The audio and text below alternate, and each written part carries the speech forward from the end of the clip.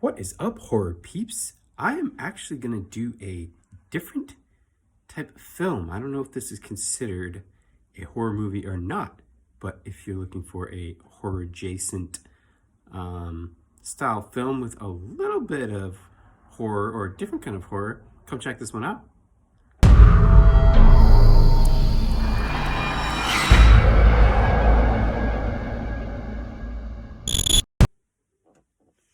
Well, hello there, horror fans. This is AJ Horror, here to give you a little bit different of a movie review, and hopefully you don't hate it. But I figured I'd do something just a little bit different. This one's not technically a horror movie, but it does have kind of a horror feel to it. You know what? Fuck it. I'm just going to go into it. The movie I've selected is Civil War, which is in theaters right now. It's an hour 49. It's currently got an 80% on Rotten Tomato. Fans gave it 74%. It's rated R. Pretty graphic, and I'm not super like gory, but blood. There's a lot of blood, a lot of violence. Just jump in this. We got writer director Alex Garland, who does do a little horror. He's done 28 Days Later. He did the screenwrite for that, and Annihilation. He directed and did the screenwrite for that. So I mean, he's familiar with the horror genre, right? Let's jump into the cast. We've got Kirsten Dunst, who plays Lee in this one. Most people know who she is, but I'll throw out maybe one horror one. Interview with the Vampire. It's a popular one. Jumanji, the 1995 one. She's also in the Spider-Man movies with Tobey Maguire. I like those. I know they're cheesy now, but whatever. I'm old. Next, we got Wagner Moura, who plays Joel in this one. Really cool character, I think. Who was in Elysium and The Man of the Year. Moving on here, we got Kaylee Spaney, who plays Jessie in this one. She was in Bad Times at the El Royale. Then we got Stephen Henderson, who's freaking awesome in this one. Oh, man.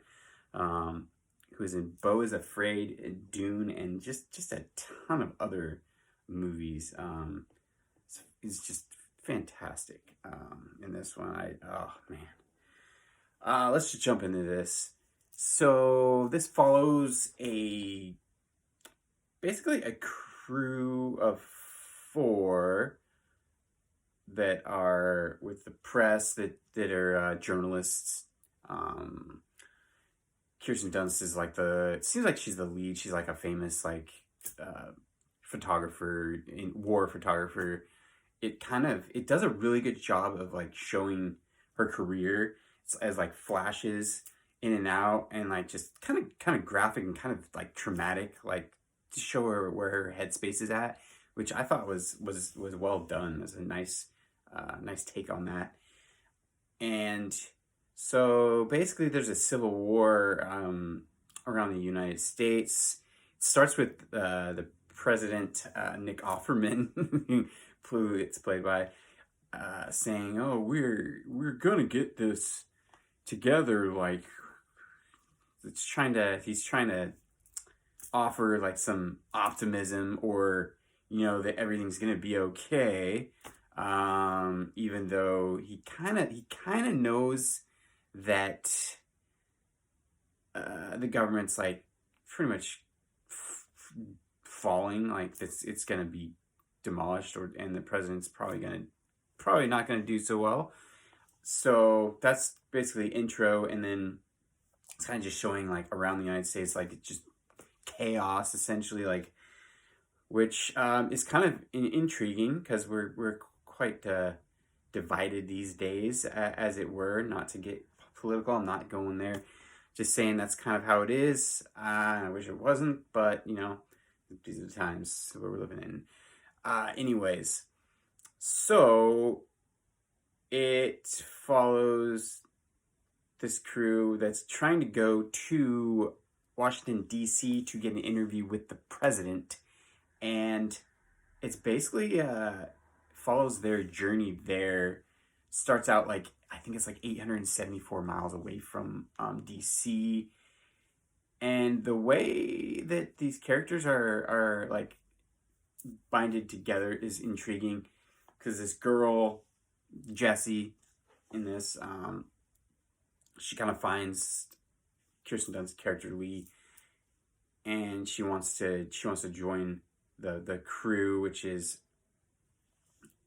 Sam, um, Joel, and Lee. Kirsten Dunst, Wagner Moura, and Stephen Henderson.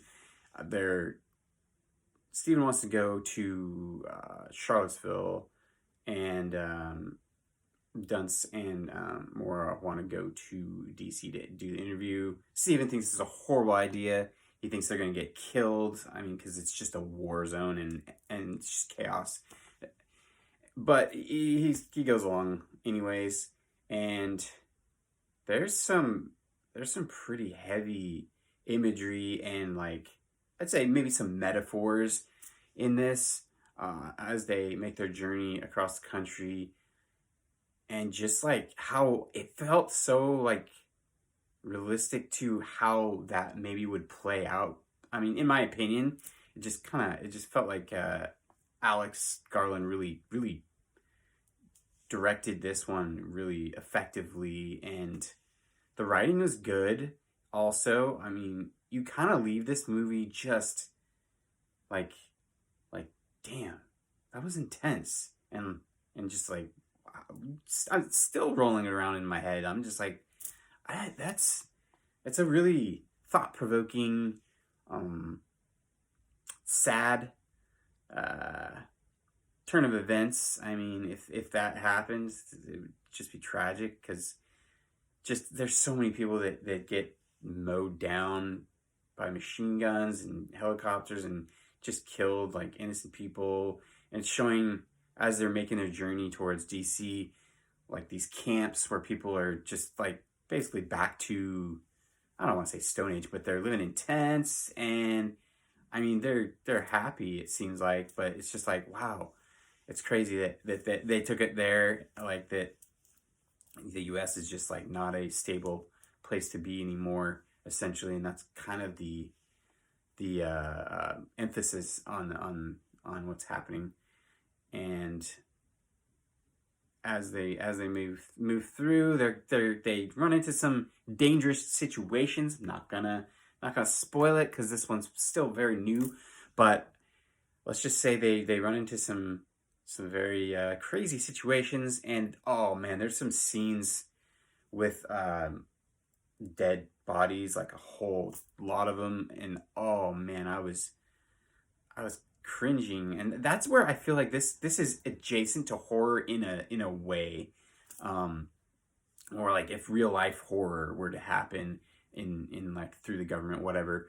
But I found this one pretty good, pretty shocking. I wasn't coming into it thinking I was gonna like it. I was like, all right, this could be really bad, or it could be decent, but it's pretty good.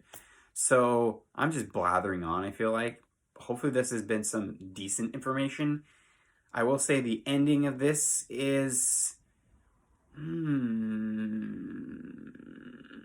sort of good, sort of satisfying, sort of like heavy. But that's all I'm going to give you. I don't want to spoil anything. That's all I've got for this one. Please hit that like, hit that subscribe button, and leave a comment if you want me to do more reviews like this that's kind of close to horror, but not quite there. Have a great one. Bye-bye.